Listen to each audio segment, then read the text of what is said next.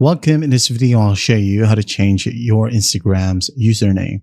All right, if you find this video helpful, please leave a like and subscribe to the channel for more such tutorials. Now, first up, go ahead and open up your Instagram app. Now go ahead over to your profile.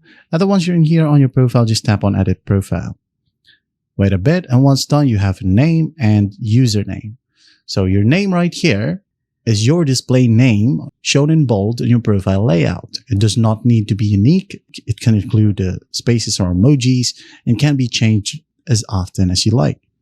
Now, username right here, on the other hand, this is your unique identifier used for logging in, tagging, and also your profile URL. It could be like tambukiko.co7/instagram.com, just like so.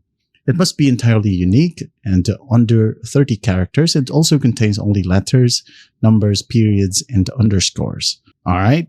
So go ahead and tap on name or tap on username right here. Change it. And then once you got the check mark, well, just tap on the check mark. And after that, you should be good to go. That's how easy it is to change your Instagram's username. I hope this video helps, and I'll see you in the next one.